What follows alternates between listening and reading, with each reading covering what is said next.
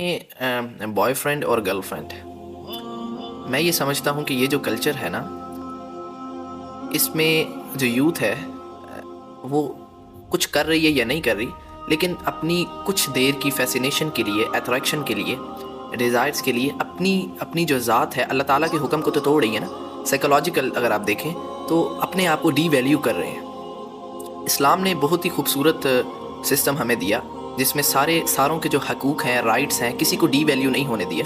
For example, آپ اگر کسی سے پیار کرتے ہو، کوئی آپ کو پسند آ جاتا ہے، فار ایگزامپل کسی کے ساتھ کسی کو دیکھ کر فزیکل اٹریکشن ہوتی ہے، تو اسلام تب بھی کہتا ہے کہ اگر آپ نے کوئی بھی آپ کی افیکشن ہے نان محرم سے، تو آپ اس سے نکاح کرو، نکاح کر کے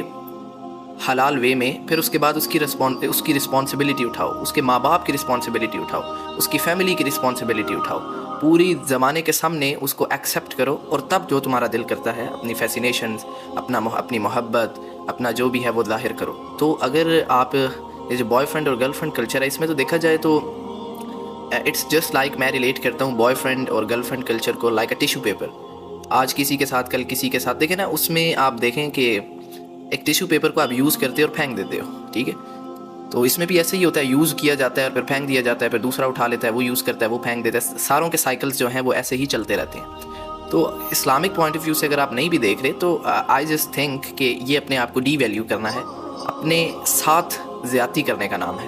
ٹھیک ہے؟ تو ویسے بھی یہ ساری چیزیں آپ کو بتانے، ویسے مسلمان جو ہے نا، مومن، اس کے پاس تو جب اللہ تعالیٰ کا حکم آ گیا تو اس کے بعد اس کو دوسری بات کی ضرورت نہیں ہے، اس کو کسی پروف کی، کوئی سائیکولوجیکل اور ایسے ویسے وہ ریسرچ کرے، it's a good thing, but it's not necessary, یہ اس کی ضرورت نہیں ہے۔ تو اللہ تعالیٰ کے حکم کو تو ہم نہیں مانتے،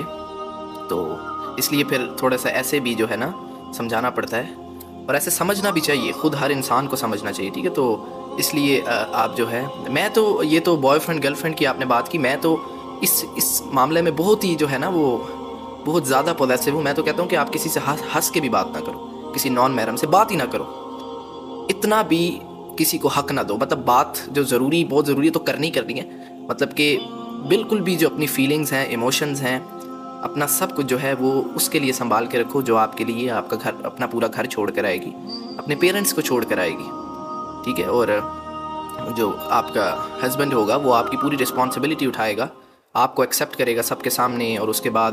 آپ کی رسپانسبلٹی، آپ کی فیملی کی رسپانسبلٹی، آپ لوگوں کی جو اولاد ہوگی، تو it's a good thing, I like it. تو اس لیے جو ہے سمجھنا چاہیے ہمیں، ٹھیک ہے؟ اور ان چیزوں سے بچنا چاہیے۔ یہ بوائے فرینڈ اور گرل فرینڈ کلچر کا سب سے بڑا نقصان یہ ہے کہ فیملی سٹرکچر جو ہے وہ ڈسٹروائے ہو جائے۔ لیکن شادی کا ایک مقصد یہ بھی ہے، مین مقصد، کہ اولاد پیدا کی جائے، اور مسلمانوں کی جو نسل ہے، مسلمانوں کو بڑھایا جائے۔ اگر کوئی ایک مسلمان شادی کرتے ہیں تو آبویسلی جب ان کی اولاد ہوگی تو مسلمانوں کی نسل بڑھے گی۔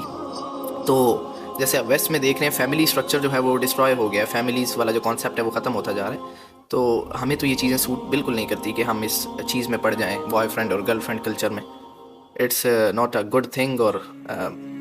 مورلی بھی اور سائیکولوجیکلی بھی it's a lot of harm, بہت ہارم ہے، ٹھیک ہے؟ یہ تو پھر یہ تو ایک شارٹ کٹ ہو گیا نا، کہ آپ کیا نام ہے، زندگی کی جو رسپانسبلٹیز ہیں، اللہ تعالیٰ کے جو احکام ہیں، ان سے بچنے کے لیے آپ جو ہے آپ اس حرام کی طرف چلے جاؤ۔